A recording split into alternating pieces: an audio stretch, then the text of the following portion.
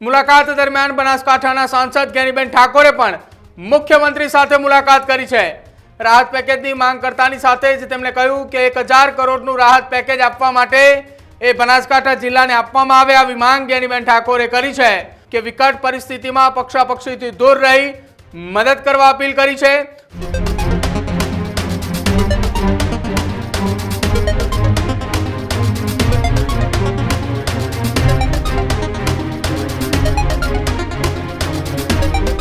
મુખ્યમંત્રી ભૂપેન્દ્ર પટેલે બનાસકાંઠાના પૂરગ્રસ્ત વિસ્તારોની મુલાકાતે પહોંચ્યા છે।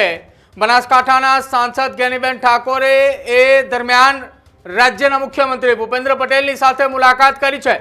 સાંસદ જ્ઞાનીબેન ઠાકોરે મુલાકાત કરી રાહત પેકેજ આપવાની માંગ કરી છે। બનાસકાંઠાની અંદર 3 દિવસમાં પડેલા વરસાદે તારાજી સર્જી છે।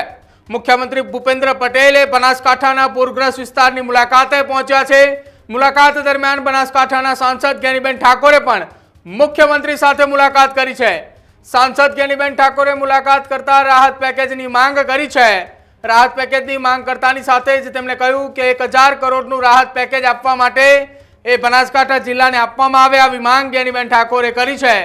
પૂરગ્રસ્ત વિસ્તારોને હેક્ટર દીઠ 50,000 રૂપિયા સહાય આપવાની માંગ એ બનાસકાંઠાના સાંસદ જ્ઞાનીબેન ઠાકોરે કરી છે। સાથે જ તેમણે નિવેદન આપ્યું છે કે વિકટ પરિસ્થિતિમાં પક્ષાપક્ષીથી દૂર રહી મદદ કરવા અપીલ કરી છે।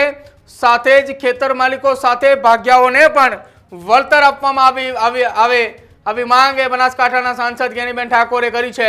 રાજ્યના મુખ્યમંત્રી ભૂપેન્દ્ર પટેલે બનાસકાંઠાની મુલાકાતે છે દરમિયાન પૂરગ્રસ્ત વિસ્તારોની મુલાકાત લીધી હતી। સુઈગામ તાલુકાના ભારે વરસાદથી પ્રભાવિત વિસ્તારો અને થરાદનું નાગલા ખાનપુર ગામે કે જ્યાં વરસાદી પાણીમાં ગરકાવ થઈ ચૂક્યું હતું એ વિસ્તારમાં મુખ્યમંત્રી ભૂપેન્દ્ર પટેલ પહોંચ્યા હતા। એ તમામ સ્થિતિઓનો તેમણે તાગ મેળવ્યો હતો। તેમની સાથે વિધાનસભાના અધ્યક્ષ શંકર ચૌધરી, કેબિનેટ મંત્રી બળવંતસિંહ રાજપૂત અને અન્ય નેતાઓ સાથે જ અધિકારીઓએ હાજર હતા। આ પહેલા સાંસદ જ્ઞાનીબેન ઠાકોરે પણ મુખ્યમંત્રી સાથે મુલાકાત કરી હતી અને પેકેજની માંગ કરી હતી। આપણે જણાવી દઈએ કે સાંસદ જ્ઞાનીબેન ઠાકોરે બનાસકાંઠા ખાતે મુખ્યમંત્રી ભૂપેન્દ્ર પટેલ સાથે મુલાકાત કરે છે। તેમની સાથે જ બનાસકાંઠા જિલ્લા કોંગ્રેસના પ્રમુખ ગુલાબસિંહ રાજપૂત પણ ઉપસ્થિત હતા।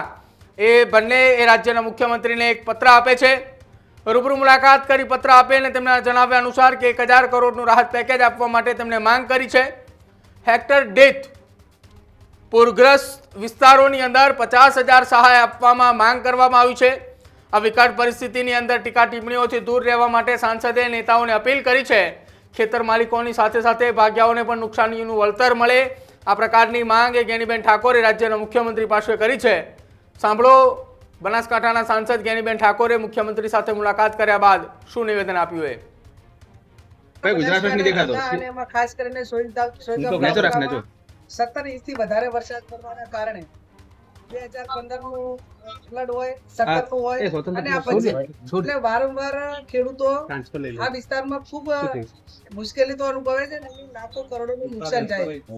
આજે અમે સીએમ સાહેબ પાસે વિગતથી ચર્ચા કરીને આનું કાયમી સોલ્યુશન થાય એના માટેની પણ વાત કરી છે। 2-3 એના એંગલથી કાયમી એનું સોલ્યુશન થાય। એક નવો ચેક ડેમ બનાવવા માટેની વાત હોય કે ભૌગોલિક સ્થિતિને ધ્યાનમાં રાખીને નવી એક આખી કેનાલ બનાવવાની થાય। એ સમય સંજોગે સરકારની જવાબદારી છે, પણ વર્તમાન સમયમાં હાલ તમામ જે પરિવારો જે રહેણાંકમાં પોતે નથી રહી શકતા અને એમને જમવાની કે અન્ય તકલીફ છે અને કેશ સ્ટોર મળે, જ્યાં પશુઓ મરી ગયા છે એનો માત્ર ફોટો પાડીને જે જગ્યા જ્યાં મળે ત્યાં વહીવટીતંત્ર જેથી કરીને રોગચાળો ન થાય અને ખેડૂતોને જે માત્ર 2 હેક્ટરની મર્યાદા છે એને બદલે ખેડૂતના ઉતારા હોય એ પ્રમાણે એને પૂરેપૂરું જેટલી જમીન હોય અને જેટલામાં એને વાવેતર કર્યું હોય એના પ્રમાણમાં એને જે સરકારના રૂલ્સ આમ તો બહુ નોર્મલ ઓછા છે, પણ અમે હેક્ટરે 50,000 રૂપિયા દરેક ખેડૂતોને મળે તે ટાઈપની માગણી કરી છે। રહેણાંક વિસ્તારમાં જ્યાં પણ પાણી ભરાયેલું છે ત્યાં રોગચાળો ફાટી ન નીકળે તેના માટે કરીને મેડિકલની સેવાઓ ટીમો અહીંયા તૈનાત થાય એ પણ માગણી કરી છે। હોય અને અન્ય જે વર્તમાન જે ઓન ધ સ્પોટ ઇમરજન્સી જરૂર છે એવા જે કઈ માગણીઓ છે એ માગણીઓ પણ અમે સીએમ પાસે મૂકી છે। એમને ખૂબ ખુલ્લા દિલે આશ્વાસન પણ આપ્યું છે અને જે કાયમી આનું સોલ્યુશન થાય એના માટે પણ આવનાર સમયની અંદર બજેટમાં કે જ્યાં જોગવાઈ કરવી પડે ત્યાં કરીને એક આ સહિયારો પ્રયત્ન, આ કોઈ કોઈ પક્ષાપક્ષીથી પર રહીને અમે પૂરેપૂરું વહીવટી તંત્રને જ્યાં સપોર્ટ કરવાનો હોય ત્યાં કોઈ પણ પ્રકારની ટીકા ટિપ્પણી કર્યા વગર સપોર્ટ કરશું. પણ જે નુકસાન થયું છે એનું વળતર સરકાર ખેડૂતોને આપે, જે એંગલથી થયું છે એ તમામ રીતે. ધારો કે બધા જે ભાગિયા છે એટલે ખેડૂત ખાતેદારને પૈસા મળે, પણ ભાગિયાનું શું? તો એના માટે પણ અલગ કોલમથી ફોર્મ છપાવીને એનું સર્વે થાય એ પ્રમાણે માગણી કરી છે.